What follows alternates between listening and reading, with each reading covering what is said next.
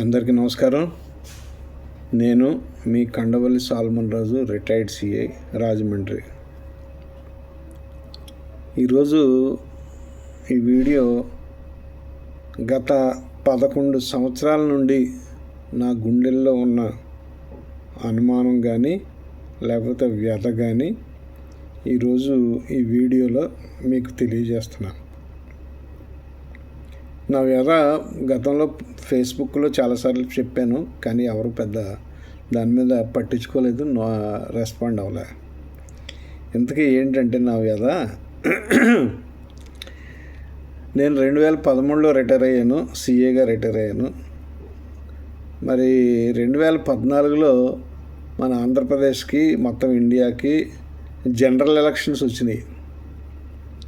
సరే, ఈ జనరల్ ఎలక్షన్స్లో 169 రాజమండ్రి అసెంబ్లీ కాన్స్టిట్యున్సీకి, సిటీ అసెంబ్లీ కాన్స్టిట్యున్సీకి నేను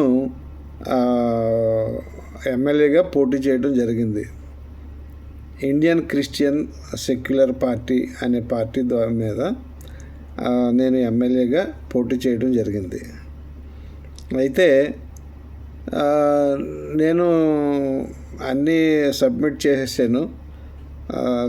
చేసేసిన తర్వాత నాకు ఇది అలాట్మెంట్ కూడా, గుర్తు అలాట్మెంట్ కూడా ఇచ్చారు.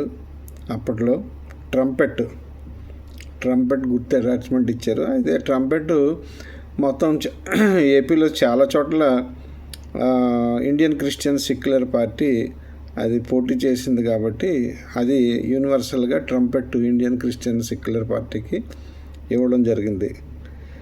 సరే, 2024 సంవత్సరం మే నెల 7వ తారీఖుని మరి ఎలక్షన్స్ ఓటింగ్ జరిగింది. అది ఆ రోజు పోల్ డే 7/5/2024 తేదీన పోల్ డే. అయితే మరి పోల్ డేకి ముందు కొన్ని ప్రాసెస్ జరుగుతుంటాయి కదా. అదేంటంటే ఆర్ఓ గారు ఉంటారు, రాజమండ్రి సబ్ కలెక్టర్ గారు,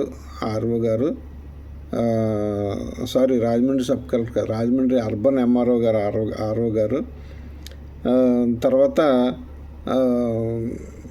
వారికి అసిస్టెంట్లు చాలామంది ఉంటారు.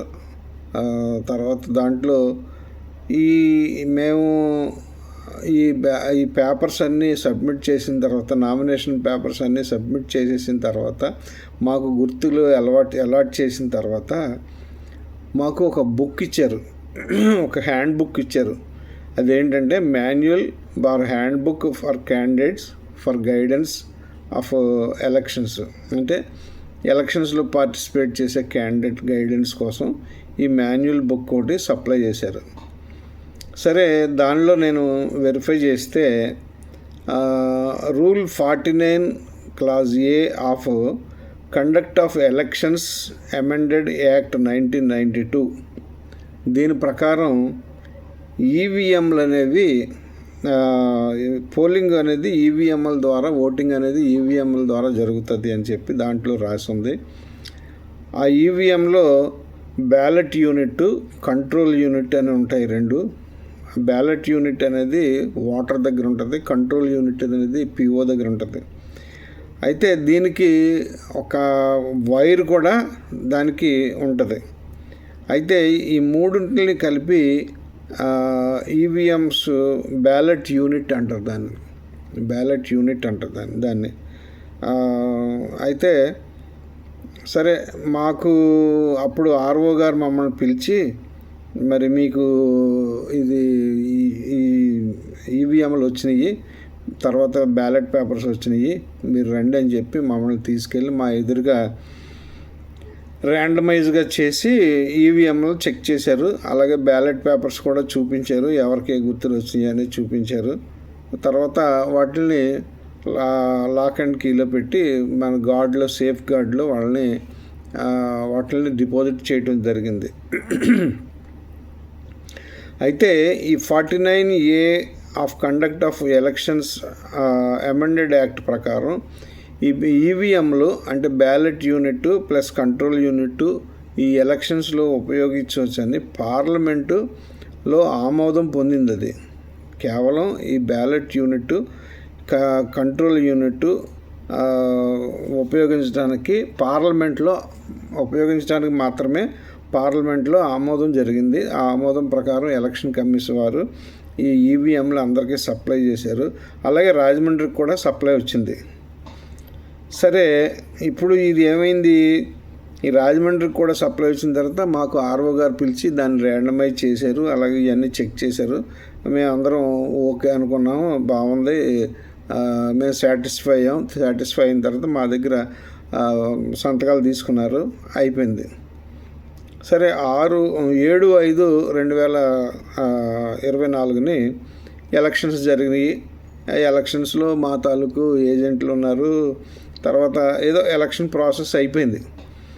ఎలక్షన్ ప్రాసెస్ అయిపోయిన తర్వాత మరి 16/5/2014 16/5 కానీ 17/5 కానీ 2014 తేదీని కౌంటింగ్ డే, అది 16/5 అనుకుంటా, ఆ రోజు కౌంటింగ్ డే. ఈ ఎలక్షన్ అయిపోయిన తర్వాత ఈ ఈవీఎంలన్నీ, సీల్డ్ ఈవీఎంలన్నీ కాకినాడ రంగరాయ మెడికల్ కాలేజ్ తీసుకెళ్ళి అక్కడ డిపాజిట్ చేయడం జరిగింది.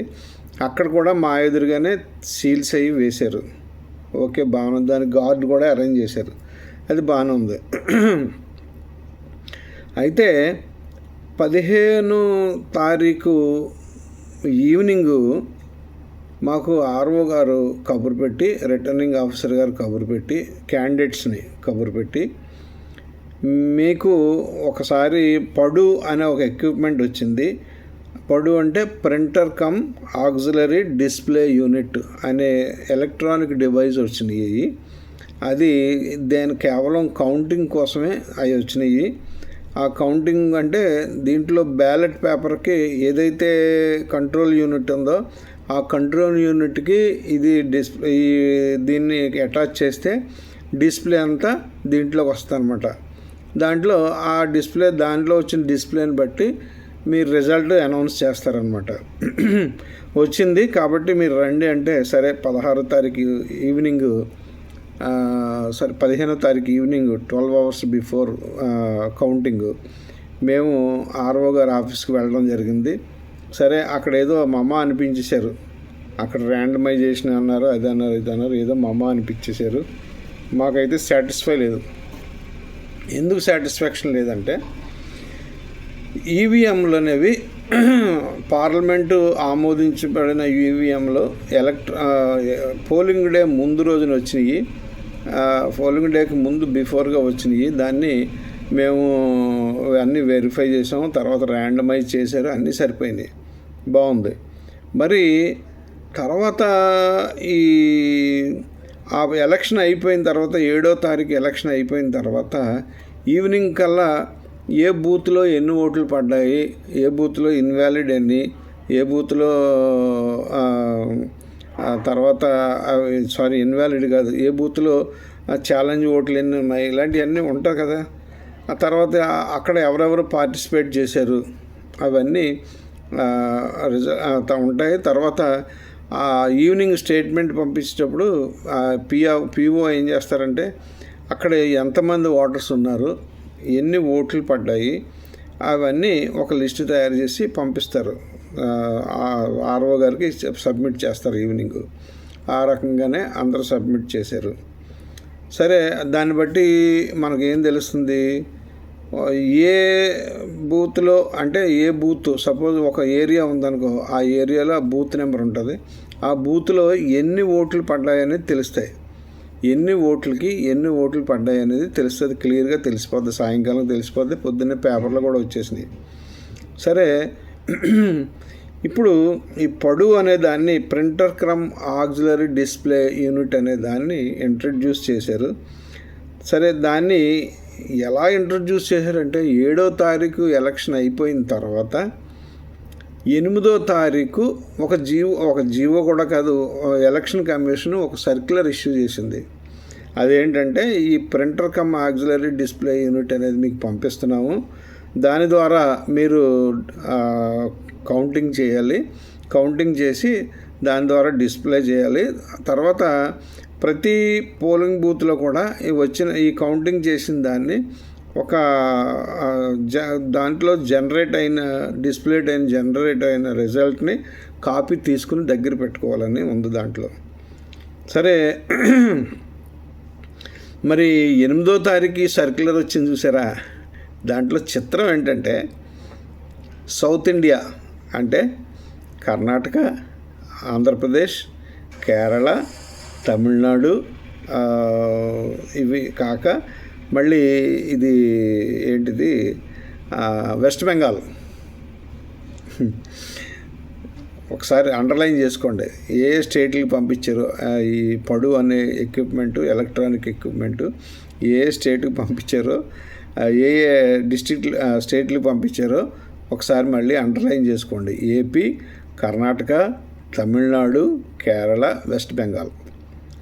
సరే, ఇక్కడెక్కడ మరి ఇంచుమించుగా అన్ని చోట్ల కూడా కాంగ్రెసే. కేరళలో అయితే కమ్యూనిస్ట్ పార్టీ అనుకుంటాను, తర్వాత అక్కడ కూడా మమతా బెనర్జీ గారు అనుకుంటాను. వెస్ట్ బెంగాల్లో వారిని బీట్అవుట్ చేయడానికి ఎక్కడ లేదు అప్పట్లో. అందులో పార్టిసిపేట్ చేసినవి ఎక్కువ కాంగ్రెసు, బీజేపీ, అంతే కదా. మిగిలినవన్నీ ఇక్కడ మన లోకల్గా అయితే వైఎస్ఆర్సీపీ, టీడీపీ, బీజేపీ, కాంగ్రెస్ కూడా ఉన్నాయి. అప్పుడు కాంగ్రెస్ కూడా ఉన్నాయి. అయితే మరి కాంగ్రెస్ క్యాండిడేట్స్ కానీ కాంగ్రెస్ ప్రభుత్వంలో ఉంది, కాంగ్రెస్ ప్రభుత్వంలో ఉంది. కానీ ఈసీ గారు ఈ printer cum auxiliary display unit అనే దాన్ని ఇంట్రడ్యూస్ చేసినట్టు మరి కాంగ్రెస్ గవర్నమెంట్కి తెలుసా తెలీదు. అసలు ఇది పార్లమెంట్లో అప్రూవల్ అయ్యిందా లేదా కూడా తెలియదు, ఎక్కడ రాయలేదు దాంట్లో. ఆ 8వ తారీఖున ఇచ్చిన ఆ సర్క్యులర్లో, ఈసీ గారు ఇచ్చిన సర్క్యులర్లో అది ఎక్కడ ఇది పార్లమెంట్లో అప్రూవల్ అయిందని కానీ ఏం లేదు. ఆర్ఓలకి ఇన్స్ట్రక్షన్స్ మాత్రం ఇచ్చారంటే ఈ పడు అనేదాన్ని మీరు ఇంట్రడ్యూస్ చేస్తున్న దీంట్లో మీరు దీన్ని డిస్ప్లే కోసం ఉపయోగించండి, దీని ద్వారా రిజల్ట్ అనౌన్స్ చేయండి అని చెప్పి పంపించారు. నేను ఎందుకు చెప్తున్నానంటే ఓన్లీ సౌత్ ఇండియా, వెస్ట్ బెంగాల్కే వచ్చినాయి, మరి ఏమైనా మిగిలిన స్టేట్లకి వెళ్ళినాయో లేదో తెలీదు. అయితే ఇందులో మరి నేను ఎంత అంటే అనుమానంగా ఎందుకు మాట్లాడుతున్నానంటే, ఒకటి 7వ తారీఖు ఎలక్షన్ అయిన తర్వాత ఏ బూత్లో ఎన్ని ఓట్లు పడ్డాయని తెలుసు కాబట్టి, తర్వాత ఏ బూత్లో ఎన్ని ఓట్లు పడ్డాయి, మొత్తం ఎన్ని ఓట్లు క్యాష్ అయినాయి అని తెలిసిపోతుంది. తర్వాత ర్యాండమైజ్ చేయలేదు, అది అసలు ఎప్పుడు వచ్చినాయో కూడా ఎవరికి తెలియదు. అసలు ప్రాపర్ ఎస్కార్ట్ వచ్చినాయా లేకపోతే ఎలాగొచ్చినాయో కూడా తెలియదు. ఓన్లీ 15వ తారీఖు ఈవినింగ్ మాత్రం క్యాండిడేట్స్ని రప్పించారు ఆర్ఓ గారు, ఊరికే ఏదో ఫార్మల్గా దాన్ని ఏదో డిస్ప్లే చూపించారు అంతే. మరి మనం అనుమానించాలా లేదా? అసలు అది ఇప్పుడు బ్యాలెట్ ఈవీఎం అంటే పార్లమెంట్లో అప్రూవల్ అవ్వాలి. మరి electronic device printer cum auxiliary display unit అనే డివైజ్ని ఎలా ఇంట్రడ్యూస్ చేసింది అప్పటి ఎలక్షన్ కమిషన్ నాకైతే తెలీదు. నేనైతే చాలా పోరాటం చేశాను, అయితే నా పోరాటం అడవి కాసిన వెన్నెలైపోయింది. సరే 8వ తారీఖు ఇది 8/5 ఈ సర్క్యులర్ పంపించారు. Only south India plus west బెంగాల్కి స్టేట్స్కి పంపించారు. సార్ దాని ప్రకారం 16వ తారీఖు అబ్జర్వర్ గారు, ఎలక్షన్ అబ్జర్వర్ గారి సమక్షంలో ఈ కౌంటింగ్స్ జరిగినాయి. ఓకే, జరిగింది, బాగానే ఉంది. రిజల్ట్ మరి యాక్చువల్గా మరి ఈ ఏదైతే printer cum auxiliary display unit అనేది ఉందో దాన్ని మరి రూల్ ప్రకారం అయితే జంబ్లింగ్ చేయాలి. రూల్ అంటే రూల్ కాదు, మనకు అనుమానం లేకుండా ఉండాలంటే ఒకటో బ్యాలెట్ బాక్స్ లెక్క పెట్టారనుకోండి, నెక్స్ట్ ఈ పడుని రెండో బ్యాలెట్ పేపర్కి రెండో బ్యాలెట్ బాక్స్కి చెప్పాలి. తర్వాత 3వ రౌండ్లో 4వ బ్యాలెట్కో 5వ అలాగా జంబ్లింగ్ చేయాలి. ఎందుకు? అనుమానం లేకుండా ఉండటం కోసం. కానీ ఏ విధమైన జంబ్లింగ్ చేయలేదు. ఫస్ట్ నుంచి చివరి దాకా ఒకటో బ్యాలెట్ బాక్స్కి, ఒకటో బ్యాలెట్ యూనిట్కి ఒకటో ఈ పొడవు ట్యాగ్ చేశారు, దాంట్లోంచే డిస్ప్లే వచ్చేస్తుంది. అంటే ఆక్సిలరీ డిస్ప్లే యూనిట్ అంటే మరి నాకు ఎవరో చెప్పారు, ఇది ప్రీలోడెడ్ కూడా అయి ఉండొచ్చు అని ఒకళ్ళు ఎవరో చెప్పారు. మరి అది నాకైతే చెప్పలేదు. నేనేమీ ఎక్స్పర్ట్ని కాదు, కంప్యూటర్లో ఎక్స్పర్ట్ని కాదు. ఎవరో అలాగా ప్రీలోడెడ్ చేసుకోవచ్చు, ఆక్సిలరీ అనగానే ప్రీలోడెడ్ చేసుకోవచ్చు. మనం ఎలాగా పెన్ డ్రైవ్ ఎలా ఉంటుందో అలాగే దాన్ని ప్రీలోడెడ్ చేసి, పెన్ డ్రైవ్ మనం ఏం చేస్తాం, పెన్ డ్రైవ్ యూపీఎస్కి పెడితే ఆటోమేటిక్గా మానిటర్లో డిస్ప్లే వచ్చేస్తుంది. అలాగా జరగడానికి అవకాశం ఉంది అని ఒక డౌట్ అరైజ్ చేశారు. సరే, నేనేం చేశానంటే 25వ తారీఖుని మరి ఆర్ఓ గారికి ఆర్టీ యాక్ట్లో నేను అడిగా, ఏమంటే ఈ పడువు అనేవి మీరు ఇంట్రడ్యూస్ చేశారు కదా, పడువు నుంచి వచ్చిన దాంట్లో నుంచి జనరేట్ అయిన రిజల్ట్ కాపీ నాకు కావాలి. మీరు 169 రాజమండ్రి తాలూకు అసెంబ్లీ సెగ్మెంట్ తాలూకు దాని కాపీ కావాలి, నాకు జనరేట్ అయిన డిస్ప్లే కాపీ కావాలి, రిజల్ట్ కాపీ అని చెప్పేసి అంటే నో కాపీ వాజ్ ప్రిజర్వ్డ్ అని రాశారు, సంతకం పెట్టారు. అసలు ఎప్పుడు వచ్చాయి ఈ పొడవులు, ఎప్పుడు వచ్చాయంటే 15వ తారీఖు ఎప్పుడు వచ్చినాయి, 15వ తారీఖున వచ్చినాయి అంట. 16వ తారీఖు మనకి మరి ఏ విధమైన ఎలా వచ్చినాయి, దీన్ని ఎక్కడ స్టోరేజ్ చేశారు, ఎక్కడ లాక్ అండ్ కీలో పెట్టారు, లేకపోతే ఎక్కడ అసలు ర్యాండమైజే చేయలేదు. మరి ఇవన్నీ తప్పులు మరి ఎలక్షన్ కమిషన్ చేసిందంటామా, ఎలక్షన్ కమిషన్ కింద పనిచేసే ఆర్ఓలు లేకపోతే ఎలక్షన్ ఆఫీసర్స్ చేశారు అందామా? ఎలక్షన్ కమిషన్ డైరెక్షన్ మీద ఇది జరిగింది. కాబట్టి సరే, నాకు అనుమానం వచ్చి నేను అడిగాను ఆర్ఓ గారిని, మరి ఏంటండి దీంట్లో నాకు ప్రింటర్ జనరేట్ అయిన ప్రింట్ కావాలంటే లేదని చెప్పారు, మేము చేయలేదని చెప్పారు. సరే, ఇలా ర్యాండమైజ్ చేశారా అంటే చేయలేదని చెప్పారు. ఎక్కడ స్టోరేజ్ చేశారంటే సరైన సమాధానం లేదు. దీనికి ఏ చట్టం ప్రకారం మీరు పడువు ఉపయోగించారంటే కేవలం 8/5/2014 తేదీన ఎలక్షన్ కమిషన్ ఇచ్చిన సర్క్యులర్ మాత్రమే చూపిస్తున్నారు. దాంట్లో ఒక జియో కానీ ఒక పార్లమెంట్ అప్రూవల్ కానీ ఏమీ లేవు. అదొకటే సర్క్యులర్ చూపిస్తున్నారు. తర్వాత దాన్ని మాన్యువల్ పంపమంటే పంపించారు. వచ్చిన తాలూకు అసలు ఎన్ని ఈవీఎంలు వచ్చాయి, ఎన్ని పడువులు వచ్చాయి, దాని సీరియల్ నెంబర్ అవి చెప్పండి అంటే చెప్పారు. పాపం అవి మాత్రం ఇచ్చారు. కాకపోతే తర్వాత ఇది డిస్ప్లే అయిపోయిన తర్వాత కౌంటింగ్ అయిపోయిన తర్వాత ఇవి ఎక్కడ డిపాజిట్ చేశారంటే దానికి నో రిప్లై. కాబట్టి ఇన్ని అవకతవకలు 2014 సంవత్సరంలో ఈవీఎంల ద్వారా జరిగినాయి అని చెప్పి ఎందుకంటే నేను ఎక్కడో ఉంటాను, 400 ఓట్లు 500 ఓట్లు వచ్చినాయి నాకు 169 రాజమండ్రిలో. సరే, సమీప అభ్యర్థులు ఉంటారు కదా, గెలిచిన వాళ్ళకి రాజమండ్రిలో బీజేపీ గెలిచింది. అప్పుడు సమీప అభ్యర్థి అయిన బొమ్మన రాజకుమార్ గారు, ఆయనకి వెళ్ళి నేను చెప్పా, ఆయన వైఎస్ఆర్సీపీ పోటీ చేశారు ఆ రోజు. సార్ రాజకుమార్ గారు, ఇందులో ఈ ఫాల్ట్లు ఉన్నాయి, మరి మీరు ఏమన్నా హైకోర్టులో వేసుకుంటే మీకు ఏమైనా ఉపయోగపడుతుందేమో అది చూడండి అంటే వారు భయపడిపోయారు. తర్వాత కాంగ్రెస్ పార్టీ వాళ్ళ దగ్గరికి వెళ్ళి మొత్తం ఇదంతా నేను చెప్పాను.